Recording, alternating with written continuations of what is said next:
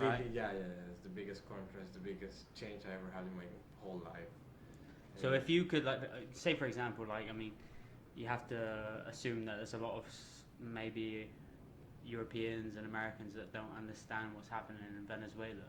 So would you be able to like summarize the kind of financial crisis that's occurred and like the governmental crisis? Yeah, I mean, actually, yeah, before going to that, I think there's a really good example that I always give people because, yeah, like you said, it's so hard to explain like the magnitude of the crisis and the impact on your, like your daily life.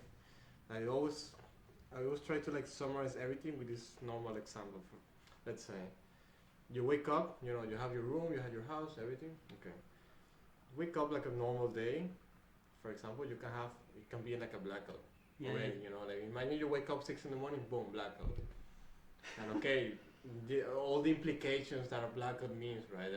No electricity, you cannot charge your phone, you cannot charge your things. It's like all your electronics, no light, maybe no heating if you want to take a shower. If you have water, yeah, because you may have or not have water, or maybe you have like a really extremely bad quality water, so you're not able to even take a shower. Then you want to brush your teeth, probably because there's like shortages of like basic goods, so probably you have like a super cheap what quality toothpaste or whatever. And if you have to brush your teeth with like normal water, mineral water, you need to buy one like a small one. You need to get like one of these like 5 gallon bottles. yeah. You need to take the glass from there and put it there and brush your teeth. And then you need to eat, right? Imagine you open up your fridge, if you have light, it's not like a blackout, you take it, okay, maybe some eggs, maybe some bread. No, because of course the crisis is so big, shortages of everything. You cannot find bread, you cannot find like even eggs, or it's super expensive. You need to optimize everything. So maybe like a small bread, maybe, or even like just one egg, and you take it. Maybe like one slice of ham, two slices of ham. Mm-hmm. And yeah, like it's like your daily life is getting like worse and worse and Way worse. more complicated. Then right? you go out, okay, I need to go to work, right? Or yeah, I need to study because I'm doing things. I want to do something. I want to do, no transportation. It's like here, for example, in Berlin, that the transportation is like, even though people complain, I mean, from my perspective, it's like it's amazing. It's incredible how the transportation system here is like so. It's almost perfect. Yeah. And I see people complaining, "Oh, it's 2 minutes late." It's like, okay, it's fine. Because of course, problems are relative, right? Because okay, maybe for a German person, 2 minutes like delay is like too much.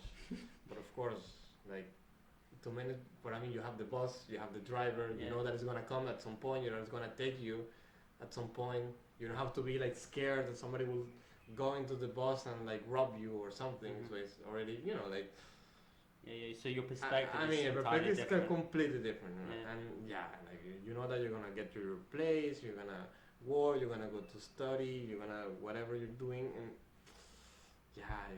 I mean the comparison point is crazy. I mean you cannot just like you can't compare. It's completely it's like black and white. It's completely crazy.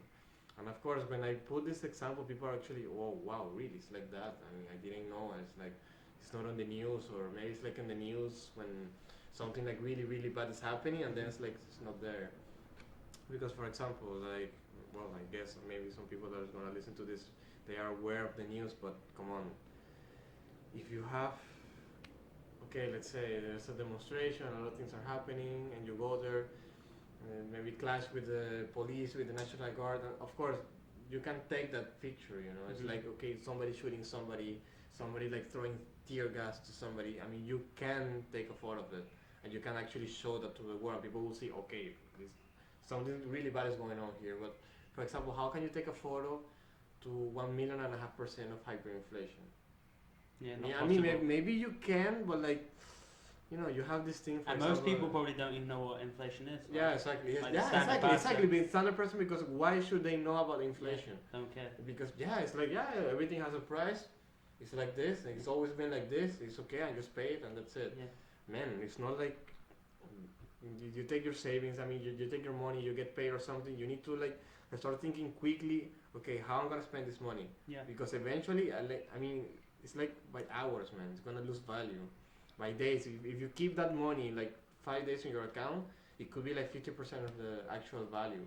Yeah. And it's crazy. You need to think about, okay, I need to buy dollars, I need to buy euros, I need to even buy tuna or something like this. And you can store it in your house and it's gonna keep value. Mhm. And then you can actually resell it